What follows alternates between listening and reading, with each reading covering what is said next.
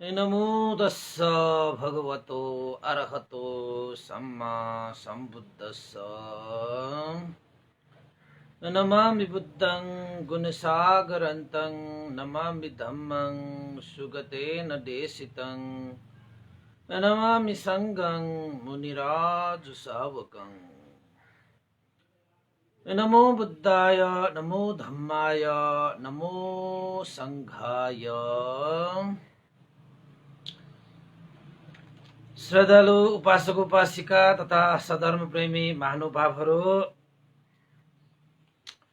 सदा चाहिँ आज पनि हामी बिहानको 9 बजे फेसबुक लाइभ धर्म देशनामा उपस्थित भइसकेका छौँ र देशना सुन्नको निमित्त फेसबुक लाइभमा जोडिरहनु हुने देश विदेशका सम्पूर्ण श्रद्धावन्त उपासक उपासिका तथा सधर्म प्रेमी महानुभावहरूलाई सदा चाहिँ म भिक्षु विमलो श्री सिद्धि मङ्गल बुद्ध विहार सिद्धिपुर साना गाउँ थसी महालक्ष्मी नगरपालिका वडा नम्बर 6 बुद्ध मार्गबाट सबैलाई मैत्रीपूर्ण न्यानो न्यानो स्वागत टक्र्याउन चाहन्छु र सदा चाहिँ आज पनि हामीले उमङ्ग महाजातकको मौसद पण्डित कथा देशना अन्तर्गत रहेर सप्त बाल प्रश्न भनेर चाहिँ 7 वर्षको बालकले जुन पण्डित्याई देखाइरहनु भएको छ, विभिन्न चाहिँ फैसलाहरू निर्णयहरू छिनोफानो दुधको दुध पानीको पानी छुट्याउने जुन कार्यहरू गरिरहेका छन्, ती विषयहरूमा देशना गर्दै जाने क्रममा आज चाहिँ एउटा रथको विषयमा एउटा छिनोफानो गर्नुहुनेछ मौसद पण्डितले र धेरै कुराहरू मौसद पण्डितले परिषदहरूलाई पनि अचम्मित पार्ने किसिमले सन्तुष्ट पार्ने किसिमले प्रमाण सहगत रूपमा चाहिँ फैसला गर्दै आउनु भएको सन्दर्भमा मन्त्री अमात्यहरूले पनि विदेह राजालाई पण्डित नै हो भनेर त्यही निर्क्योल निकालेर उहाँलाई निमन्त्रणा दरबारमा निमन्त्रणा गर्नको निमित्त सरसल्लाह दिँदै गर्दाखेरि पनि लाभ सत्कारमा हानि हुने देखेर ईर्ष्या लागेर सेनक पण्डित लगायत अरू पुक्कुस पण्डितहरूले एक किसिमले विरोध नै जनाइरहेको सन्दर्भमा राजाले पनि बार बार मन्त्री अमात्यलाई थप परीक्षाको आज्ञा पठाउँथ्यो र हिजोको एउटा गोतकालको स्वास्नीलाई भगाएको त्यो पुरुषलाई पनि अन्ततः निष्पक्ष निर्णय गरिसकेपछि पञ्चशीलमा प्रतिष्ठित गराए। त्यो कुरा पनि राजाले थाहा नभएको होइन, सेनाको मन्त्रीले पनि थाहा पाए, तर निमन्त्रणा भने पठाएन। थप परीक्षणको लागि मन्त्री अमात्य पनि बसे।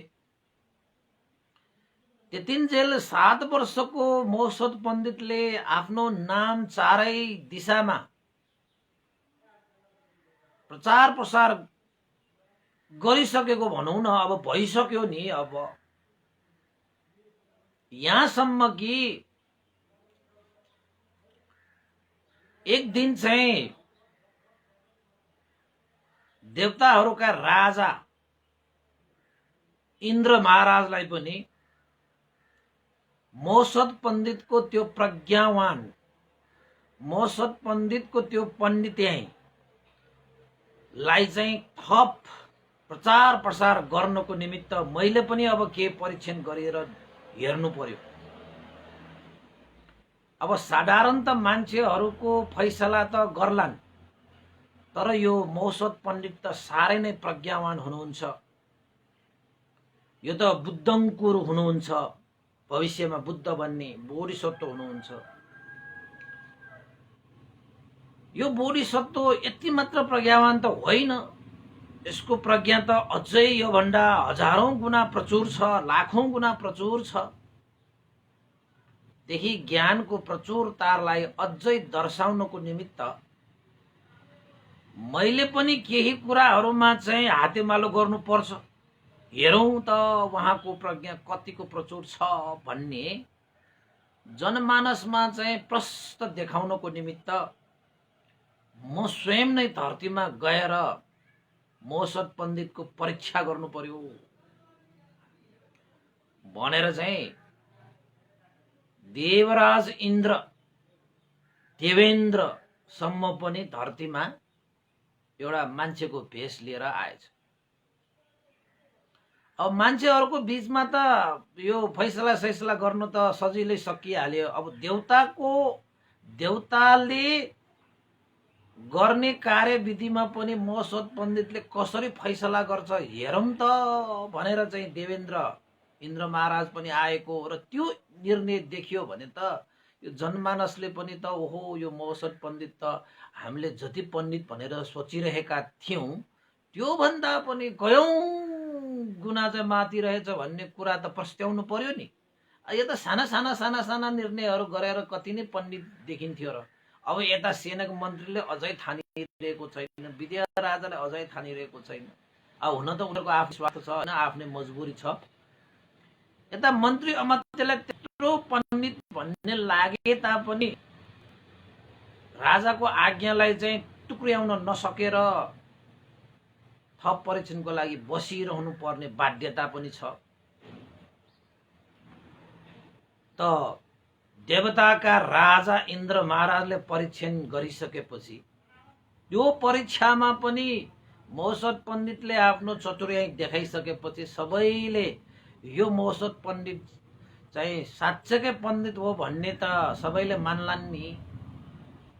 राजाले पनि त निमन्त्रणा गर्लान् नि। अनि सबैलाई थाहा दिनु पर्यो यो त भविष्यको बुद्धङ्कुर हो। यो त होइन, भविष्यमा बुद्ध बन्ने व्यक्ति अहिले त बुद्धको अंकुर भएर बसिरहेको छ भनेर धरतीमा आएछ मान्छेको भेष लिएर। कहाँ आएछ त भन्दाखेरि त्यही समयमा एकजना मान्छे रथ चढेर कामको सिलसिलामा बाटोमा गइरहेको थियो। मजाले रथ गुडिरहेको बेलामा त्यो इन्द्र महाराज पनि कहाँ जाउँ कुन चाहिँ विषयलाई चाहिँ अब वाद विवादमा ल्याएर चाहिँ मोहसद पण्डितले निर्णय गराउँ जस्तो लागिरहेको थियो।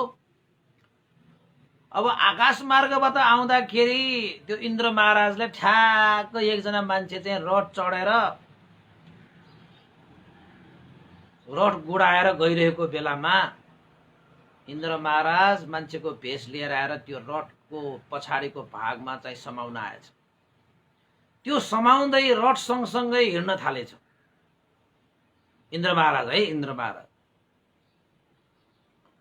अनि त्यो जुन रथ मालिक छ यसो हेर्छ, किन यो मान्छे मेरो रथलाई समाएर मेरो पछि लागिरहेको को रहेछ यो? मैले त यसलाई कहिले देखेको छैन, को होला यो? एकछिन त अप्ठ्यारो पनि लाग्यो। त्यसपछि सोध्यो त्यो मान्छेले, ओहो महाशय, तपाईलाई त म चिन्दा पनि चिन्दिनँ, कहिले देखेको पनि छैन। को हो तपाईँ? किन मेरो यसरी चाहिँ रथलाई समाएर तपाईँ मेरो पछि लागिरहनु भएको छ, भन्नुहोस् त भनेर सोधेछ। अनि मनुष्यको भेषधारी त्यो इन्द्र महाराजले उत्तर दिएछ, म यता कताकै हो, तपाईको सेवा गरौँ कि भनेर म आएको।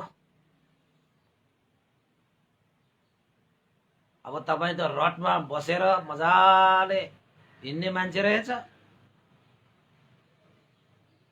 तपाईकै सेवाको लागि पछि लागेर आएको हो है म, अरू कुनै मेरो मनसाय चाहिँ छैन भनेर भने। अनि त्यसपछि ए हो र, अब सेवा सत्कारको लागि नै आउनु भएको भए त ठिकै छ, आउनुस् न त, सँगसँगै आउनुस्, रथैमा बस्नुस्, के छ र भनेर चाहिँ अब बाटोमा हैन मिठो कुराहरू भइसकेपछि राखेछ, रथमा राखेछ। त्यसपछि त्यो मनुष्य भेषधारी इन्द्र महाराज पनि बसेछ मजाले। अनि त्यो रथ मालिक चाहिँ अब सोझो मान्छे, चिन्नु नजान्नु मान्छेलाई रथमा राखिहाले, सेवा गर्न आएको भनेर चाहिँ मिठो कुरा गरेपछि त्यो कुरामा भुलिहाले। जाँदै गर्दाखेरि त्यो रथ मालिकलाई चाहिँ शरीर कृत्य गर्न मन लागेछ, शरीर कृत्य गर्न आवश्यक भएछ उसलाई।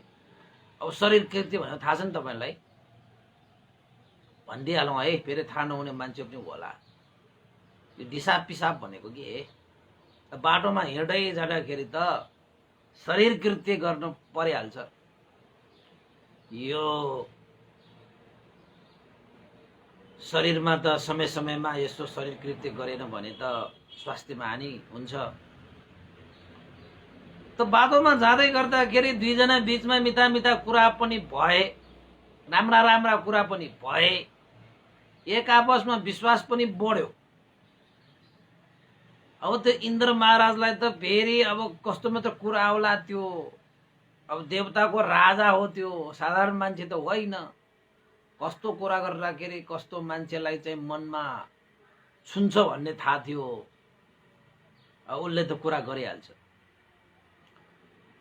अनि बीच बाटोमा पहिला पहिला त अब यात्रा गर्दाखेरि होइन, एउटा ठाउँबाट उता ठाउँमा यात्रा गर्दाखेरि बीच बीच बाटोमै अब तपाईको अहिले जस्तो चाहिँ शरीर कृत्य गर्न व्यवस्था भएको त हुँदैन।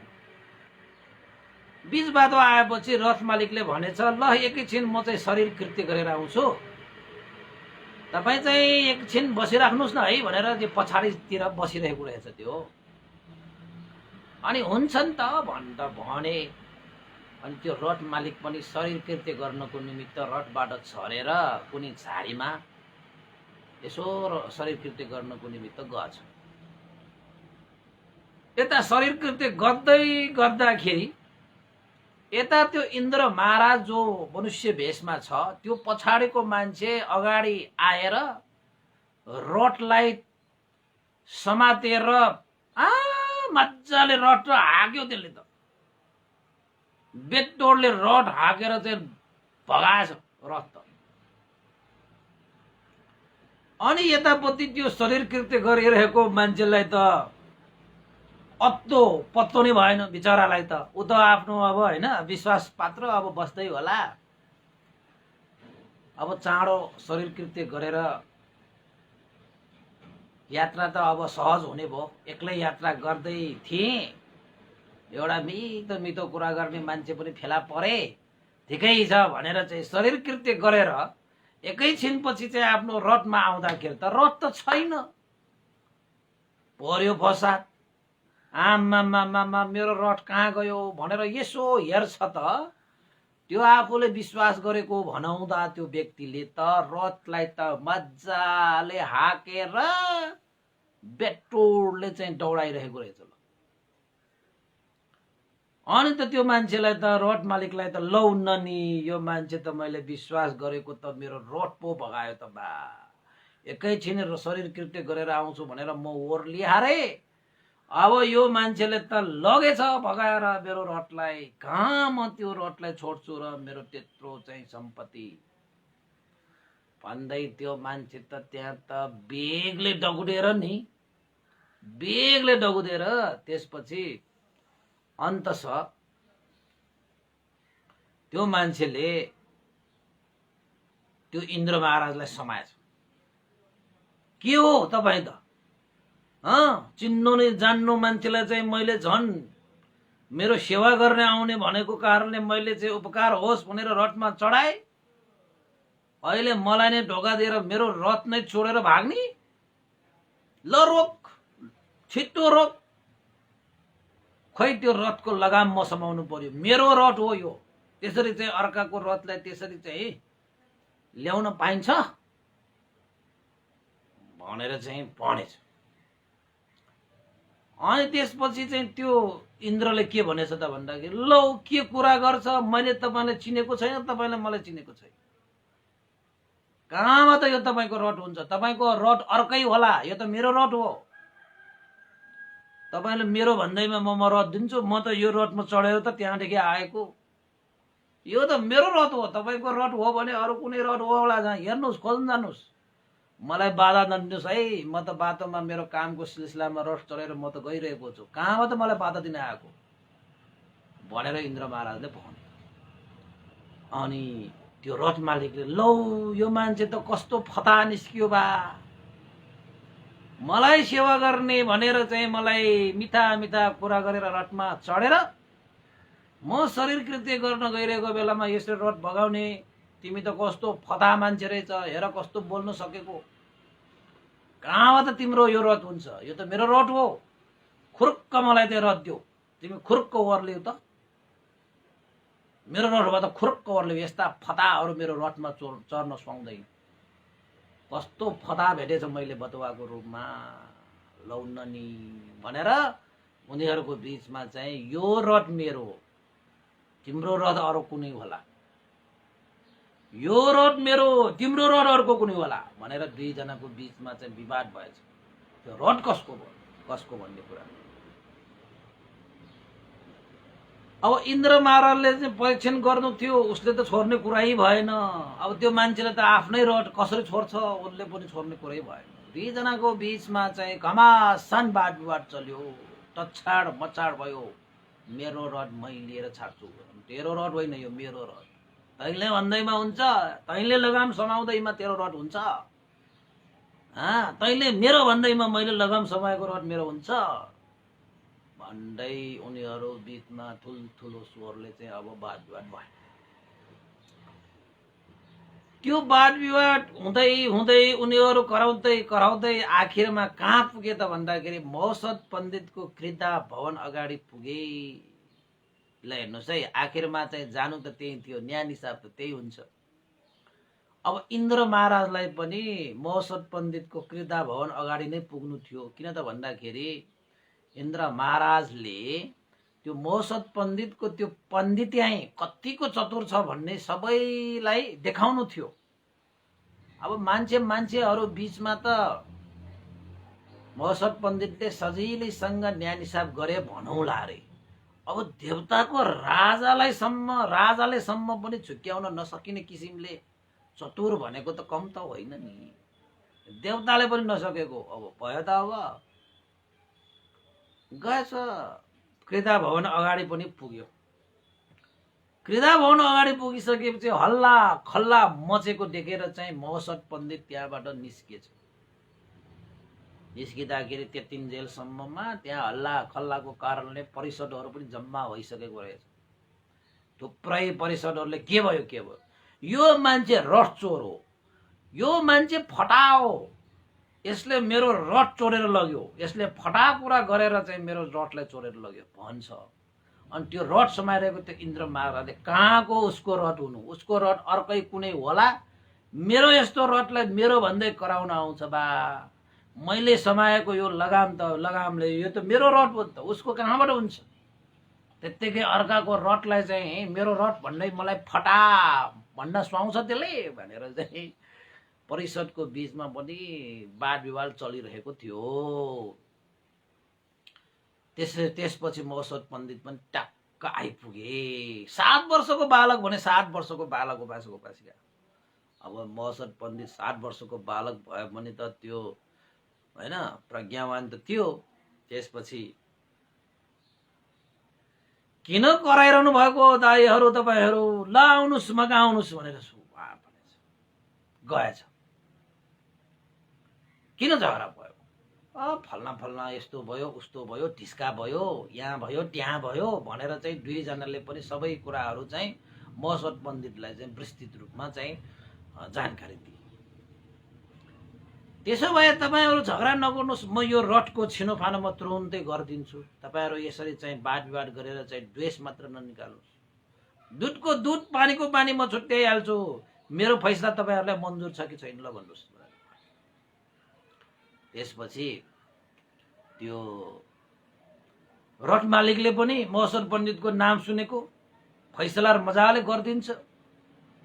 हुन्छ महोत्सव पण्डित, म त तपाईँको फैसलामा चाहिँ स्वीकार्य छ, म त मान्छु तपाईँको निर्णय मैले सहर्ष स्वीकार्छु भने चाहिँ अर्को त्यो इन्द्र महाराजलाई ल मेरो फैसला चाहिँ स्वीकार छ कि छैन, मलाई पनि छ। परिषद बीचमा चाहिँ सबैलाई पनि सुनाएछ, ल हेर्नुहोस् है महोत्सव पण्डितको चाहिँ फैसला मन्जुर गरेर उनीहरूले चाहिँ एउटा समझदारी गरिसकेको छ भनिसकेपछि त्यहाँका मान्छेहरू पनि हेर्दैछ अब महोत्सव पण्डितले कसको भन्ने होला यो। तर महोत्सव पण्डितलाई के थाहा भइसकेको छ भन्दाखेरि यसो हेर्दाखेरि त्यो झगडा गरेको दुईजना हेर्ने बित्तिकै त्यो इन्द्र महाराज जो मनुष्य भेषधारी छ नि उसको चाहिँ निर्भीकता, कुनै डर त्रास छैन, आँखा पनि झिम्केको छैन हैन, उसको हाउभाउ हेर्ने बित्तिकै महोत्सव पण्डितले थाहा भइसकेको छ कि त्यत्रो प्रज्ञावानलाई थाहा भइहाल्छ यो मनुष्य होइन रहेछ त, यो त देवता पो रहेछ त, यो मनुष्यहरू त यस्तो हुँदैन, यो देवता यो भन्ने कुरा चाहिँ पक्कै थाहा भइसकेको। त्यसपछि त्यो रथको मालिक को हो भन्ने कुरा पनि महोत्सव पण्डितलाई उनीहरूलाई हेर्ने बित्तिकै उनीहरूको कुरा सुन्ने बित्तिकै त्यहाँको हावभाव हेर्ने बित्तिकै महोत्सव पण्डितले त थाहा पाइसक्यो यो रथको मालिक को हो भन्ने कुरा। अब तैपनि रथको मालिक यही हो भनेर त सबै त्यहाँका परिषदहरू र त्यो रथ दाबी गरिरहेका दुईजना मान्छेहरूलाई पनि त हैन सन्तुष्ट पार्नु थियो। त्यसैले महोत्सव पण्डितको फैसला दुवैजनाले स्वीकारेपछि महोत्सव पण्डितले के भने त भन्दाखेरि ल ठिकै छ म एउटा परीक्षण गर्छु, त्यो परीक्षण पछि यो रड कसको हो भन्ने कुरा त दुधको दुध पानीको पानी छुटिहाल्छ। तपाईहरुले मेरो एउटा कार्य गर्नुपर्छ, ल भन्नुस् के कार्य गर्नु पर्यो भनेर दुवैजनाले भन्यो। त्यसपछि ठिकै छ मैले भनेको तपाईहरु कार्य गर्नुहुन्छ भने ठिकै छ तयार भएर बस्नुस् भनेर चाहिँ एकजना रथ चलाउन सक्ने मान्छेलाई बोलाएछ। अनि भनेछ ल तपाई चाहिँ रथमा चढ्नुस् त, चढेछ। अनि त्यो इन्द्रमा तपाई रथबाट चढ्नुस् त भनेर भन्यो, चढेछ। अब यो मान्छेले उहाँ महानुभावले यो रथलाई चाहिँ टाढासम्म गुडाएर त्यहाँबाट फेरि फर्किनुहुन्छ। जोड तोडले रफ्तारले रथ गुडाएर रफ्तारले फर्किनुहुन्छ। अब तपाईहरुले यो रथ मेरो मेरो भनेर तपाईहरु दुवैजनाले दाबी गरिरहनु भएको छ। अब तपाईहरुको लागि के काम त भन्दाखेरि यो महानुभावले रथलाई बेटोडले रफ्तारले चाहिँ ओ परसम्म लगेर यहाँसम्म फिर्ता ल्याउँदाखेरि तपाईहरुले पनि त्यो रथको पछाडीको भागलाई समातेर तपाईहरु पनि रथको पछि पछि दौडिनु पर्छ। त्यसरी गर्दाखेरि जसले यो रथलाई छोड्छ त्यो चाहिँ रथ मालिक होइन, जसले आफ्नो रथ हो उसले चाहिँ यो रथको टुरी भन्छ कि त्यो पछाडीको भाग हैन समाउने भागलाई चाहिँ छोड्दैन। त्यसै तपाईहरु दुवैजनाले यो रथको पछाडीको भाग समाउनुस्, म चाहिँ यो महाशयलाई त्यहाँ रथ चाहिँ बेटोडले अगाडि बढाउनको निमित्त चाहिँ संकेत दिन्छु र रथ पनि अगाडि बढ्छ। हेरौँला कसले चाहिँ रथलाई छोड्छ कसैले छोड्दैन। जसले समाइरहन्छ उसकै हुन्छ यो रथ, जसले छोड्छ नि त्यसको हुँदैन यो रथ भनेर चाहिँ भन्न त भनेछ हैन। त्यसपछि अन्तमा मात्रै म निर्णय गर्छु यो कसको रथ भन्ने कुरा, त्यहाँबाट प्रस्तिन्छ भनेर चाहिँ महोत्सव पण्डितले भनेछ। दुवैजनाले अब उसको फैसलालाई स्वीकारेको भएको कारणले गर्दाखेरि मान्नै पर्यो। त्यसपछि समाउन लगाएछ दुवैजनालाई। अनि मौसद पण्डितले त्यो रथ गुडाउने रथ चढ्ने त्यो महाशयलाई, महाशय अब तपाईँ रथ रफ्तारले परसम्म लगेर त्यहाँबाट पनि फर्केर आउनुहोस् त, हेरौँला कसले रथलाई समाइराख्छ, कसले रथलाई छोड्छ। आफ्नो आफ्नो भनिरहेका व्यक्तिले कसले चाहिँ यो रथलाई समाइराख्छ, कसले छोड्छ, हामी पनि हेरौँ न त भनेर चाहिँ महाशयले लानुहोस् तपाईँ त्यहाँ रथ चाहिँ अगाडि बढाउनुहोस् भन्ने बित्तिकै त्यो रथमा बस्ने त्यो महाशयले त रथलाई त रफ्तारले गुडाएछ। घोडा छन् त अगाडि टकडक टकडक टकडक टकडक गरेर त्यहीँ दौडाएछ। अब आफ्नो आफ्नो भनेर दाबी गरिरहेका ती व्यक्तिहरूले त अब आफ्नो रथलाई चाहिँ छोड्ने कुरा भएन। दुवैजनाले पछाडि समाएर त्यो रथसँगै दौडेछ। अब एकैछिन त रथ त बिस्तारै थियो, पछि हुँदै जाँदाखेरि त रथ त झन्झन स्पिड ट्याक्रक ट्याक्रक ट्याक्रक ट्याक्रक होइन। घोडा चाहिँ अगाडि चाहिँ बढिरहेको छ, रथ पनि घोडासँगै बढिरहेको छ। अब घोडा दौडेको जस्तो पनि मान्छेहरू दौडिन सकिन्छ र भने सकिँदैन नि होइन। त्यही भएर त रथ चाहिने। केही पर पुगेपछि त्यो जुन रथको मालिक छ बिचरा ऊ सही मालिक त थियो तर मान्छे थियो। त्यो रथको पछाडिको भाग समाउँदै जाँदाखेरि त रथ स्पिड होइन, रथको चाहिँ रफ्तार बढेपछि त उसलाई त दौड्न गाह्रो भयो। श्वास पनि स्वा स्वा फा फा हुन थाले, पसिना पनि निस्कियो। अब श्वास फा फा हुनु भनेको त खुट्टा पनि दुख्यो उसको चाहिँ। अब त्यो रथको रफ्तारसँग त्यो मान्छे त दौड्नै सकेन। यतापट्टि इन्द्र महाराज हो, त्यो मान्छेको भेष मात्र लिएर आएको हो। त्यो रथ जति जति स्पिडले गए पनि उसलाई त केही गाह्रै थिएन। ऊ त दौडिरहेको छ, उसलाई त केही गाह्रो पनि छैन। न उसलाई फाँ आयो, न पसिना आयो, न ठकाइ लाग्यो। उसले पनि समाते गर्दै रथको पछि पछि लाग्दै त्यो इन्द्र महाराज त गक्को गई। जसको रथ होइन उसले चाहिँ यो छोड्छ भनेर चाहिँ मौसद पण्डितले भन्न त भन्यो क्या रे। अब यतापट्टि साँच्चैकै रथको मालिकलाई पर्नु पिर पर्यो।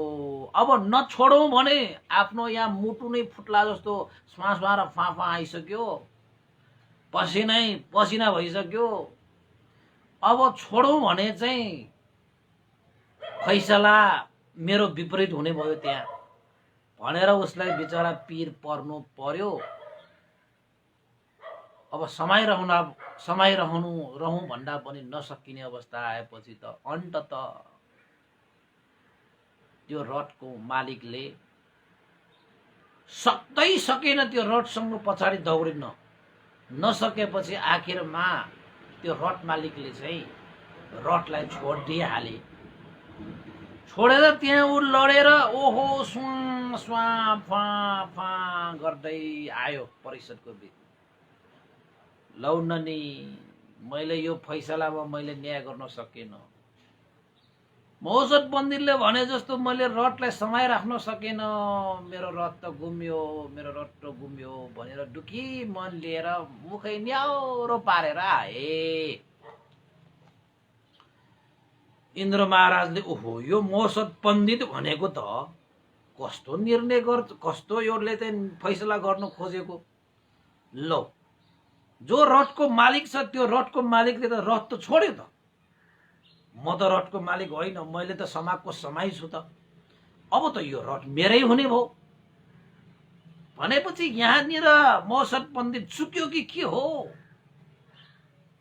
ला म त मौसद पण्डितको पण्डित्याइले झन प्रचार प्रसार गर्न आएको, अब मौसद पण्डितको पण्डित्याइ त खत्तम हुने भयो कि के हो भनेर चाहिँ मनमा लिएर चाहिँ रथसँगै समाउँदै आखिरमा परिषद बीचमा पुग्यो। अनि परिषदहरूले सबैले ठाने कि त्यो रथ त त्यो इन्द्र महाराजकै हो भन्ने त ठानिसकेको। त्यो इन्द्र महाराज भए पनि तपाईँको मनुष्य भेषधारी इन्द्र महाराज। त यतापट्टि रथको मालिक चाहिँ दुखी मन लिएर उभिरहेको छ, यतापट्टि इन्द्र महाराज भने ल यो मेरै त हो नि अब भन्ने जस्तो गरेर बसिरहेको छ। अब यो मौसत पण्डितले कस्तो न्याय निसाब गर्ला भन्ने विषय चाहिँ सबैलाई लागेको थियो। त्यसपछि इन्द्र महाराज पनि फुर्ती गएर अगाडि आए, दुखी मन लिएर त्यो रथ मालिक पनि अगाडि आए। चारैतिर परिषदहरू थुप्रै थिए।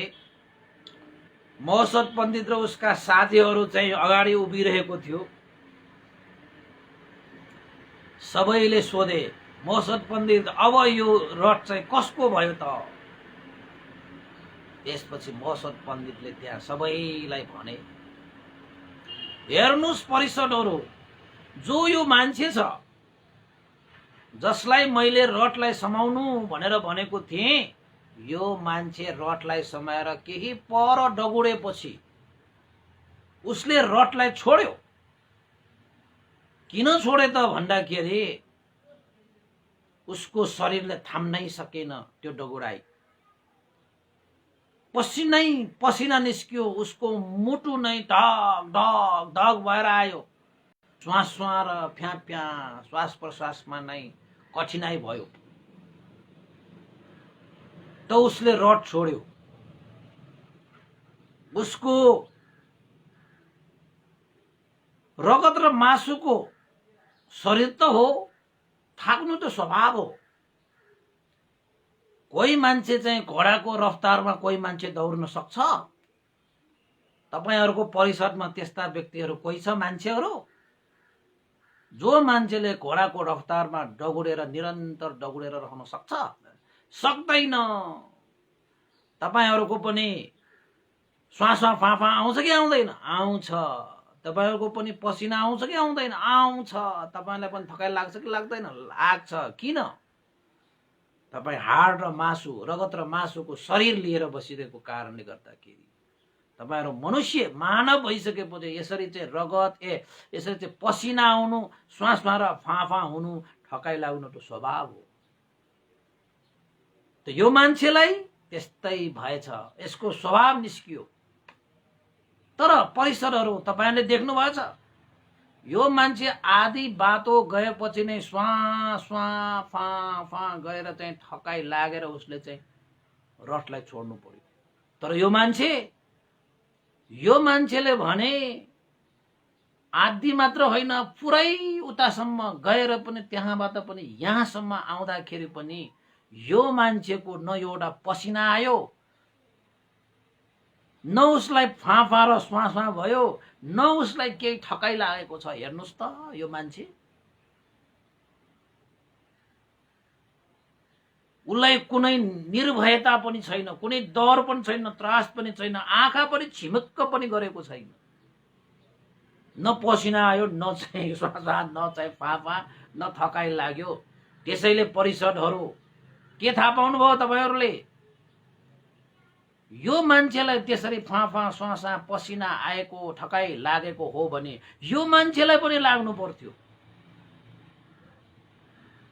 यो मान्छे भन्दा पनि 4 भाग यसले चाहिँ बढी दौडेर पनि उसलाई कुनै श्वासमा र फाँफा भएन, एउटा पसिना आएन, एकछिन थकाइ लागेन, अझै ऊ निर्भीकताले उभिरहेको छ, आँखा पनि छिमिक्क पनि गरिरहेको छैन। परिषदहरू, यो पक्कै पनि मान्छे होइन, यो पक्कै पनि मान्छे होइन। मान्छे भएको भए त मान्छेको स्वभाव त निस्किनु पर्ने यसलाई, तर यसलाई मान्छेको स्वभाव निस्केको छैन। यो पक्कै पनि परीक्षण गर्नको निमित्त आएको देवता हुनुपर्छ। भनिसकेपछि त त्यो इन्द्र महाराज, त्यो मान्छेको रूप लिएको मान्छे त छसङ्ग छस्क्यो। लौन नि यो मौसत पण्डितले त कसरी थाहा पायो म मान्छे होइन भनेर? ओहो, यो परिषदहरूको चाहिँ आँखामा मैले यत्रो पत्ती बाँडेर राखेँ त पत्ती त खोलिदियो। ओहो, यो महोत्सव पण्डितले त अब चाहिँ मैले चाहिँ सही निर्णय नगर्ला कि जस्तो मलाई लागिसकेको। तर यहाँ त यो महोत्सव पण्डितले सही निर्णयमा आयो है भनेर चाहिँ त्यो इन्द्र महाराज मनुष्य भेषधारी त अचम्मित भयो। कसरी थाहा भयो त म देवता भनेर? यसले मनुष्यहरूलाई त यस्तो उस्तो भनेर थाहा पाए भनौँ, म देवता भएर पनि देवताले यसलाई छक्काउन आउँदाखेरि पनि आखिरमा यो छक्किएन त बा भनेर चाहिँ बसिरहे। त्यसपछि महोत्सव पण्डितले चाहिँ भने सबै परिषदहरू चाहिँ अचम्मित भएर बसिसकेको छ।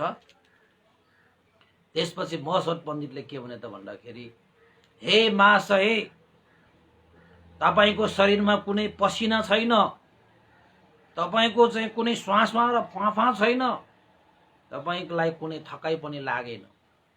मनुष्यहरूको स्वभाव यस्तो हुँदैन। यो मानिसलाई हेर्नुस्, जसको चाहिँ त्यो रडको पछाडि समाएर डगोर्दाखेरि मान्छे भएको कारणले पसिना पनि निस्कियो, श्वासमा फाँफा पनि भयो, थकाइ पनि लाग्यो। तर तपाईलाई लागेन, तपाईँ मनुष्य होइन। ल तपाईँ को हो भनिदिनुहोस् यो परिषद। भनिसकेपछि अब इन्द्र महाराजलाई त त्यो महोत्सव पण्डितले समाइहालिसकेपछि आखिरमा त्यो इन्द्र महाराज मनुष्य भेष लिएर आएको त्यो मान्छेले के भने त भन्दाखेरि, महोत्सव पण्डित, तपाईले सही कुरा थम्याउनु भयो। वास्तवमा म मनुष्य होइन, म देवता हुँ। देवताको पनि राजा इन्द्र महाराज हुँ। ए परिषदहरू, महोत्सव पण्डितले सही कुरा थम्याए। मसँग पसिना पनि आएन, मलाई श्वासमा र फाँफा पनि भएन, मलाई थकाइ पनि लागेन। म निर्भीकताले म उभिरहेको छु, मेरो आँखा पनि झिमक्क भइरहेको पनि छैन। हो, म तपाईहरु जस्तो चाहिँ मानव होइन, म तपाईहरु जस्तो मनुष्य होइन।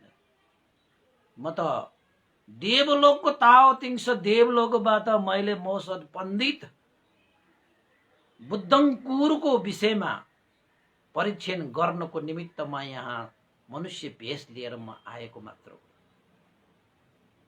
महोत्सव पण्डितले थुप्रै फैसलाहरू निर्णयहरू गरे मनुष्यहरूको बीचमा, यक्षहरूको बीचमा पनि गरे। तर देवताहरूको बीचमा गर्छ कि गर्दैन भन्ने परीक्षणको निमित्त म मनुष्य भेष लिएर म चाहिँ यहाँ आएको थिएँ। तर महोत्सव पण्डित साँच्चै पण्डित पो रहेछ। उसले चाहिँ म मनुष्य होइन भन्ने कुरा त पहिल्यै थाहा पाइसक्यो उसले। म देवराज इन्द्र हुँ।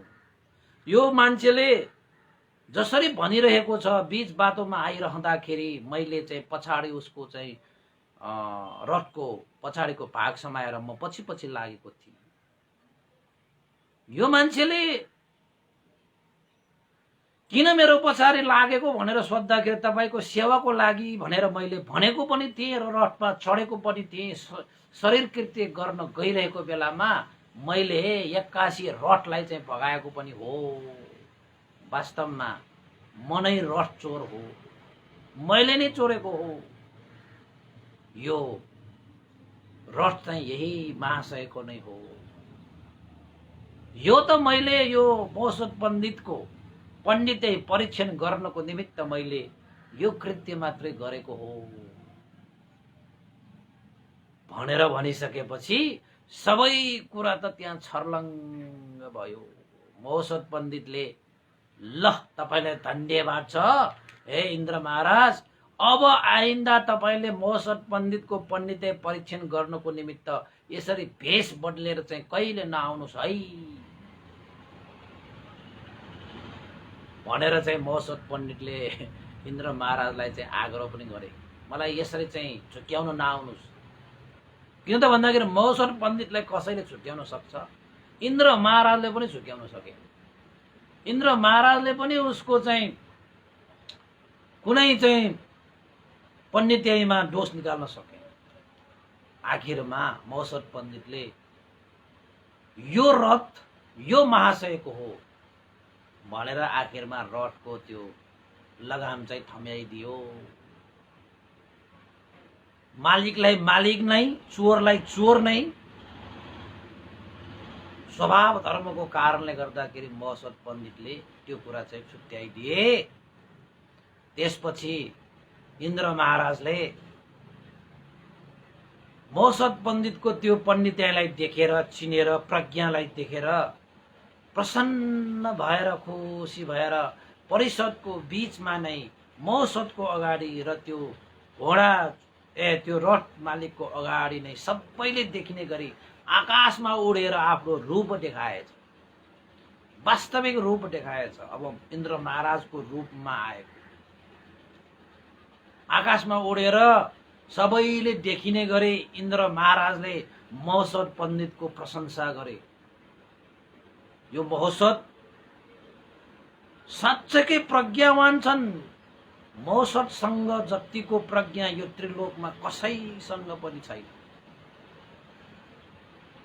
न्याय निसाब, सही गलत, कुशल अकुशल, सत्य असत्य, पाप धर्म, साराका सारा दुधको दुध, पानीको पानी छुट्टिने गरी न्याय निसाब गर्ने सामर्थ्यले परिपूर्ण हुनुहुन्छ महसद पण्डित।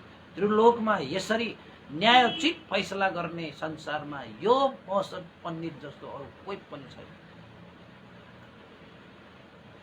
धन्य छ महसद पण्डित, धन्य छ। भविष्यमा बुद्धत्व ज्ञान लाभ गर्नको निमित्त अहिले बुद्धङ्कुरको रूपमा बोधिचर्या गरिरहनु हुने महसद पण्डित महाप्रज्ञावान हुनुहुन्छ भनेर इन्द्र महाराजले आकाशमा बसेर साराका सारालाई महसद पण्डितको प्रशंसा गर्दै कयौं हजारौं लाखौं करोडौं शब्दहरू प्रयोग गरेर प्रशंसा गरे। सबैले चाहिँ अचम्मित भएर चाहिँ सुनिरहे। ओहो, महसद पण्डित त यसरी मनुष्यहरू बीचमा मात्रै न्याय निसाब गर्न सक्ने होइन, यक्षिणीहरूको बीचमा मात्रै यसरी चाहिँ न्याय निसाब गर्न सक्ने होइन रहेछ। देवताहरूले सम्म पनि झुक्क्याउन नसकिने गरी, देवताहरूले सम्म पनि छक्क्याउन नसकिने गरी प्रज्ञावान हुनुहुँदो रहेछ। आज इन्द्र महाराज पनि आएर महसद पण्डितको प्रज्ञा परीक्षण गर्दाखेरि कुनै पनि हिचकिचाहट हुने गरी महसद पण्डितले त्यो समस्यालाई समाधान गरिदिए। धन्य धन्य हैन भनेर परिषदहरू पनि कराउँदै थिए। इन्द्र महाराज आकाश मार्गमा बसेर महाप्रज्ञावान महसद पण्डित, महाप्रज्ञावान महसद पण्डित, धन्य धन्य भन्दै त्यसपछि इन्द्र महाराजले सबै परिषदहरूलाई चाहिँ महसद पण्डित कतिको प्रज्ञावान हो भन्ने कुरालाई छर्लङ्ग पार्दै त्यसपछि आफ्नो भुवन ताओतिङ्स देवलोकमा, त्रयोतिङ्स पनि भनिन्छ, ताओतिङ्स देवलोकमा फर्के। यो कुरा यतापट्टि त्यो मन्त्री अमात्यले पनि देख्यो, जसले विदेह राजाले चाहिँ थप परीक्षण गर्नको निमित्त आज्ञा दिएर पठाएका थिए नि। जासुसको रूपमा हेरिरहेका त्यो चाहिँ मन्त्री अमात्यले आफूले पनि त्यस्तो दृश्य देखेपछि ओहो, भएन बा, यत्रो प्रज्ञावान देवताहरूका राजा इन्द्र महाराजलेसम्म पनि महाप्रज्ञावान भनेर चाहिँ प्रशंसा गरेर गइसकेको व्यक्तिलाई अब थप किन परीक्षण गर्नु पर्यो? यस्ता प्रज्ञावान व्यक्तिलाई त राष्ट्र र जनताको हित सुखको लागि सही व्यक्ति सही स्थानमा त नियुक्त गर्नु पर्यो। मैले धेरै दूत पठाएँ, भएन, अब म आफै गएर राजालाई सम्झाउँछु। जति दूत पठाए पनि राजाले थप परीक्षणको निमित्त समय ल्याऊ, थप परीक्षणको निमित्त समय ल्याऊ भन्दै आज्ञा दिँदै बस्नुहुन्छ। भएन बा, म आफै गएर अब राजालाई सम्झाइदिनु पर्यो भनेर यो पाली चाहिँ मन्त्री अमात्य ऊ स्वयं गएर चाहिँ राजालाई बिन्ती गर्न गएछ। राजाले पनि आफूले थप परीक्षणको लागि राखिरहेको त्यो अमात्य मन्त्री आउँदाखेरि त विदेह राजा पनि अचम्मित भए। हे मन्त्री अमात्य, तिमीलाई मैले चाहिँ पण्डित यहीँको थप परीक्षणको निमित्त राखेको थिएँ, किन तिमी फर्केर आयो भनेर सोधे। त्यसपछि त्यो मन्त्री अमात्यले के भने त भन्दाखेरि महाराज अब थप परीक्षाको निमित्त कुनै आवश्यकै छैन। आज त अद्भुत भयो, अद्भुत भयो, आश्चर्य भयो, आश्चर्य भयो, अचम्म भए। यही दुईटा आँखाले त्यो दृश्य देखेर आए। के भयो त मन्त्री अमात्य महाराज, आज रथको एउटा फैसला थियो। त्यस्तो फैसला न पहिले कसैले गरेको थियो, न गर्छ, न गर्ने नै छ। कस्तो फैसला थियो? इन्द्र महाराजले जस्तो झुक्क्याउन आउँदाखेरि पनि, इन्द्र महाराजको भेषधारी मनुष्य लिएर रथ चोरी गरेको विषयमा पनि आखिरमा मौसत पण्डितले आफ्नो प्रज्ञा प्रयोग गरेर, बुद्धि विवेक प्रयोग गरेर आखिरमा त्यो रथ कसको भन्ने कुरा छर्लङ्गसम्म फैसला गरेको देखेपछि त इन्द्र महाराजले पनि आकाशमा उडेर साराका सारा परिषदहरू बीचमा मौसत पण्डित महाप्रज्ञावान हुनुहुन्छ भनेर देवराज इन्द्रले सम्म पनि प्रशंसा गरेर गइसक्यो भने अब मौसत पण्डितलाई तपाईले निमन्त्रणा पठाउनुस्। अब थप परीक्षणको लागि कुनै आवश्यक म देख्दिन। त्यसैले म त्यहाँ बसिन, म त आएँ फर्केर। किन त भन्दाखेरि थप परीक्षणको कुनै मैले गुन्जाइसै देखिन, कुनै आवश्यकतै देखिन। देवताहरूको राजाले प्रज्ञावान भनेर, पण्डित भनेर प्रशंसा गरिसकेपछि अब हामी मनुष्यले के परीक्षण गर्नुपर्छ? देवराज इन्द्र पनि तावतिङ छ देवलाग्दो परीक्षणको निमित्त चाहिँ धरतीमा झर्नु पर्यो। त्यो परीक्षण पनि मौसत पण्डितले सजिलै पार तरिदिए। इन्द्र महाराजलाई त तपाईँ मनुष्य नै होइन भनेर टोकेर भन्न सक्नुभयो। खोइ पसिना, खोइ श्वास खोइ थकाइ। मान्छे भए त थकाइ लाग्थ्यो, मान्छे भए त पसिना आउँथ्यो, श्वासमा फाँफा हुन्थ्यो। तर त्यहाँ भएन। त पण्डित मौसतले त थाहा पाइहाल्यो यो मनुष्य होइन। सोधे तिमी को हो भनेर आखिरमा इन्द्र महाराज पनि झुक्किएर भन्नु पर्यो, म देवराज इन्द्र हुँ, परीक्षण गर्नको निमित्त आएको हुँ भनेर स्वीकार्नु पर्यो महाराज। त्यसैले तपाईले अब चाहिँ ढिला नगरिकन मौसत पण्डितलाई निमन्त्रण पठाइदिनुहोस् महाराज भनेर भनेपछि ओहो यस्तो घटना घट्यो हो महाराज, यस्तै घटना घट्यो। यो दुईटा आँखाले प्रत्यक्ष मैले देखेर आएको। त्यो बालक साधारण बालक होइन, हुन त 60 वर्षको बालक हो, तर अद्भुत आश्चर्य। तपाईले 60 वर्ष अगाडि जुन सपना देख्नुभयो, बस त्यो सपनाको महापण्डित त्यही व्यक्ति हो। ल ठोक्केर भन्न सक्छु महाराज म भनेर भनेपछि राजा पनि खुसी भयो। ओहो ठिकै छ नि त, त्यसो भए मैले चाहिँ आफ्नो चाहिँ पण्डितहरूसँग छलफल गरौँ भनेर फेरि त्यही सेनक पण्डित, कुश पण्डित, कामिन्द पण्डित, देवेन्द्र पण्डितहरूलाई चाहिँ बोलाएर सोधेछ। ल हाम्रो चाहिँ मन्त्री अमात्य त आफ्नै आँखाले यस्ता अद्भुत देवताका राजाले सम्म पनि महाप्रज्ञावान भनेर प्रशंसा गरेका त्यो मौसत पण्डितलाई चाहिँ अब निमन्त्रणा पठाउने समय आयो भनेर भनेपछि त त्यो चारै जनाको मन त भाडा भाडा। लौन्ननी अब चाहिँ वित्यास पार्ने भयो। राजाले त्यो महापण्डितलाई बोलायो भने त हाम्रो स्थान त छैन, हामीलाई मान सम्मान पनि हुँदैन, लाभ सत्कार पनि हुँदैन, हाम्रो स्थान त्यसले लिने भयो, हामी भन्दा पनि माथि जाने भयो। हुन त उनीहरूले नै भविष्यवाणी गरेको। पछि त्यो व्यक्तिहरू चाहिँ आउँदाखेरि फेरि उनीहरूलाई ईर्ष्या भएको, डाह भएको।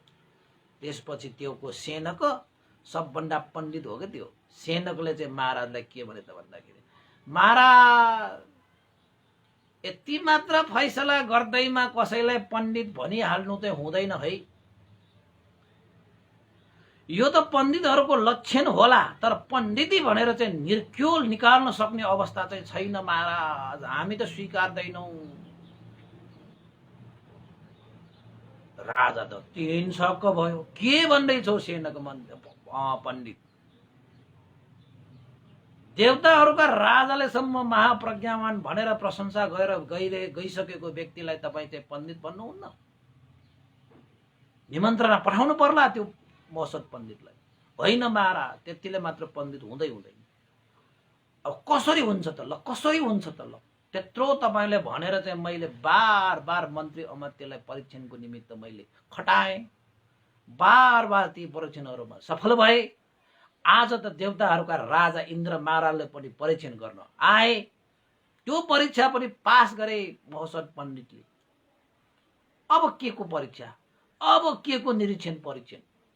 त सेनक मन्त्रीले अगाडि सरेर भने, महाराज साँच्चैकै पण्डित हो होइन थाहा पाउनको निमित्त त पण्डितहरूले गरेको प्रश्नको उत्तर दिएपछि मात्रै पण्डित हुन्छ,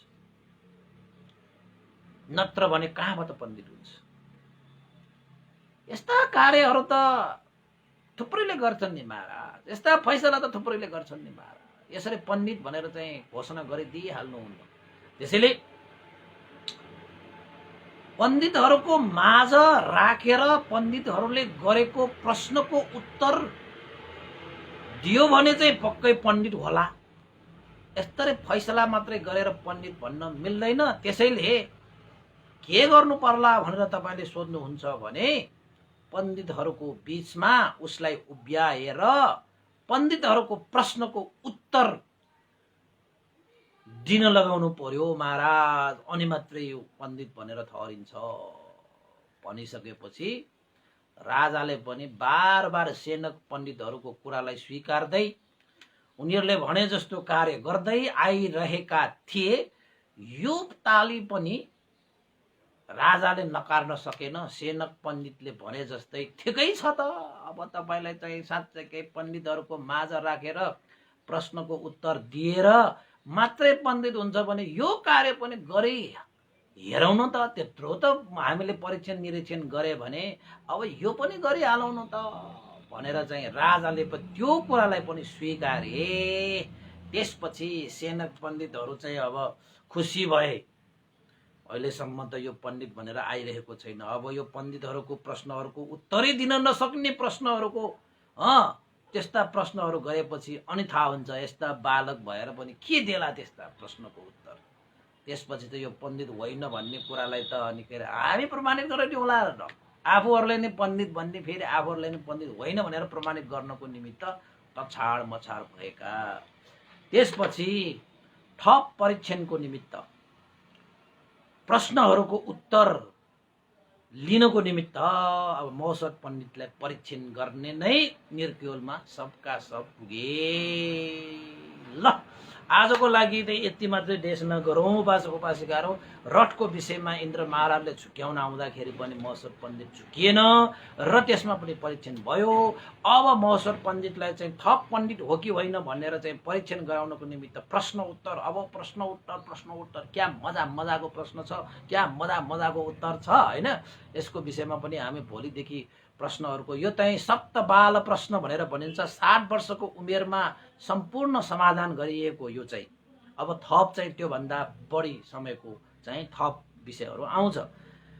त्यसैले आजको देशमा पनि सुनिदिनु भयो है। भगवान बुद्धले चाहिँ प्रज्ञा पारमिता पुरा गरिरहनु भएको बेलामा 60 वर्षको समयमा नै यत्रो ठुलो प्रज्ञावान हुनु भनेको त देवताहरूको राजा देवेन्द्र इन्द्र महाराजले सम्म पनि प्रशंसा गरेर गएको विषयलाई त आज हामीले चाहिँ यही सकायौँ है। भोलिदेखि प्रश्नहरूको उत्तर अवश्य आउनेछ। आजको देशना मैले यही क्रमशः गरेर सबैले सुनिदिनु भयो, सबैले सेयर गरिदिनु हुन्छ होला, लाइक गरिदिनु हुन्छ, कमेन्ट गरिदिनु हुनुहुन्छ होला। पक्कै पनि तपाईँहरूले चाहिँ यो देशनालाई चाहिँ तपाईँले भिक्षु फेसबुक पेजमा पनि तपाईँले हेर्न सक्नुहुन्छ भने भिक्षु विमलोको युट्युबमा पनि तपाईँले हेर्न सक्नुहुनेछ र फेसबुकमा त हेर्न सक्नु नै हुनेछ। त्यतिन्जेलसम्म तपाईँहरूले साथ दिनुभयो, सहयोग गर्नुभयो, सबैलाई साधुवाद। र एउटा चाहिँ अस्ति मैले यहाँ छुटिरहेको थियो दिवंगत विष्णुबहादुर मानन्दर, तीर्थमाया महान मानन्दर र ध्रुव मानन्दर बाफलबाट चाहिँ पहिला चसानमा हुनुहुन्थ्यो। ध्यान केन्द्रको निमित्त उहाँहरूले चाहिँ 10,000 आर्थिक सहयोग गर्नुभएको छ। उहाँहरूलाई धेरै धेरै साधुवाद पनि व्यक्त गर्न चाहन्छु। र अन्तमा चाहिँ यो सम्पूर्ण पुण्य आज त्रयोदशी हो है। तिथिको हिसाबबाट चाहिँ हाम्रो श्रद्धेय गुरुवर ज्ञानपूर्णिक महाशवीर भन्टे दिवंगत हुनुभएको, हामी त भन्छौँ निर्वाण हुनुभएको होइन। 7 महिना पुगेको छ। उहाँको चाहिँ सुगति निर्वाण कामना गर्दै पुण्य अनुमोदन गरौँ र सानो उपनिता विवंशको सुगति निर्वाण गर्दै पनि हैन उहाँले पनि पुण्य अनुमोदन गर्नु। तपाईहरुको सम्पूर्ण चाहिँ ज्ञाति बन्धुहरूलाई पनि पुण्य लाभ भई उहाँहरुको पनि सुगति निर्वाण कामना गर्दै देवताहरू अमनुष्यहरू सत्व प्राणीहरू साराका सारा तपाई देशनाहरू सुन्नुहुने रोग शोक भय अन्तराय विघ्न बाधा दिन दशा आदि दृश्य अदृश्य भएर चाहिँ विघ्न बाधा आएका सबै शान्त भएर जाउन् भनेर कामना गर्दै पुण्य अनुमोदन गरौँ। सबैलाई साधुवाद। इदं नो ज्ञातिनं होतु सुखिता हन्तु ज्ञातयो। इदं नो ज्ञातिनं होतु सुखिता हन्तु ज्ञातयो। इदं नो ज्ञातिनं होतु सुखिता हन्तु ज्ञातयो। एतावता चम्बे सम्भतं पुण्य सम्पदं सब्बे देवानुमोदन्तु सर्व सम्पत्ति सिद्धिया। एतावता चम्बे सम्भतं पुण्य सम्पदं सब्बे सत्ता अनुमोदन्तु सर्व सम्पत्ति सिद्धिया। एतावता चम्बे सम्भतं पुण्य सम्पदं सब्बे भूतानुमोदन्तु सर्व सम्पत्ति सिद्धिया। साधु साधु साधु।